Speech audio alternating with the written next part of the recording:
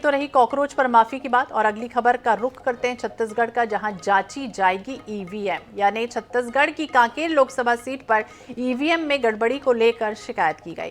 अब इस शिकायत के बाद चुनाव आयोग ने ईवीएम की जांच के आदेश दे दिए हैं।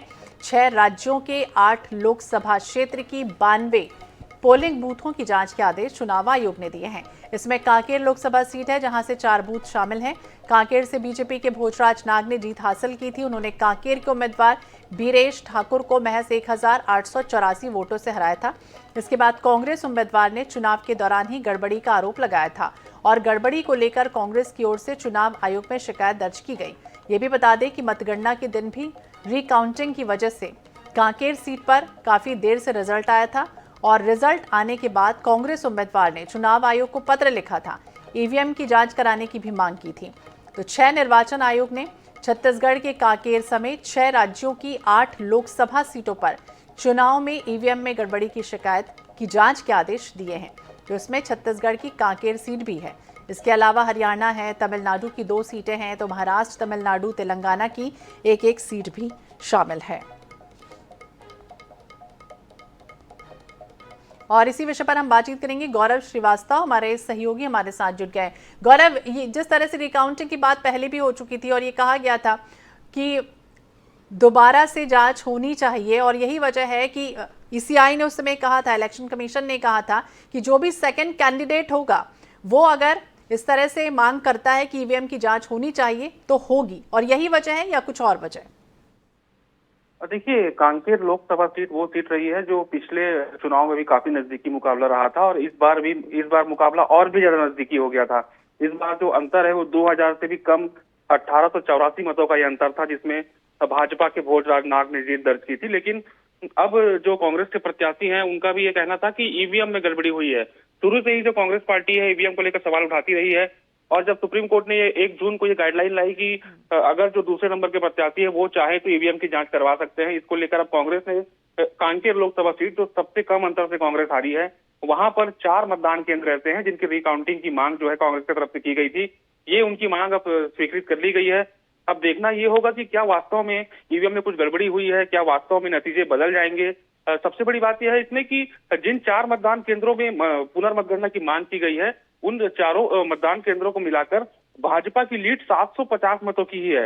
ऐसे में यदि अगर मानिए कि यदि इसमें कुछ परिवर्तन हो भी जाता है तो जीत और हार के जो प्रत्याशी वो तो नहीं बदलेंगे, जीत हार का जो फैसला है वो वही बना रहेगा। लेकिन कांग्रेस को एक मुद्दा जरूर मिल जाएगा, यदि कोई इसमें गड़बड़ी पाई जाती है तो कांग्रेस निश्चित तौर पर फिर सवाल उठाएगी और कांग्रेस इस ओर बढ़ेगी कि अगर ईवीएम में गड़बड़ी हुई है तो फिर कांग्रेस चुनाव रद्द करने की मांग करेगी। कुल मिलाकर कांग्रेस का जो मुद्दा है वो ईवीएम को लेकर घेरने का है, क्योंकि जब इसमें पुनर्मतगणना होती भी है तो जीत हार में बदलाव नहीं होना, ये बात बिल्कुल तय है।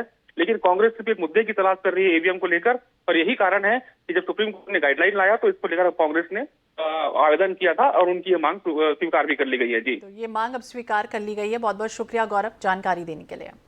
और विशेष संवाददाता गौरव शर्मा हमारे सहयोगी हमारे साथ जुड़ गए हैं। गौरव, क्या कुछ जानकारी, क्योंकि पहली बार हो रहा है, हालांकि कहा गया था इलेक्शन कमीशन की तरफ से कि 4 जून को नतीजे आएंगे, लेकिन 1 जून को एक कहा गया था, एक गाइडलाइन जारी कर दी गई थी कि जो भी सेकंड कैंडिडेट होगा, दूसरे नंबर पर आता है, वो इस तरह की मांग कर सकता है। भारत निर्वाचन आयोग से इस संबंध में बहुत स्पष्ट निर्देश जारी किए गए थे। दिशा निर्देश मिलने के बाद में ये स्थिति बनी थी कि जांच कर ली जाएगी और अब कांकेर में शिकायत सामने आई थी, शिकायत को स्वीकार किया गया है।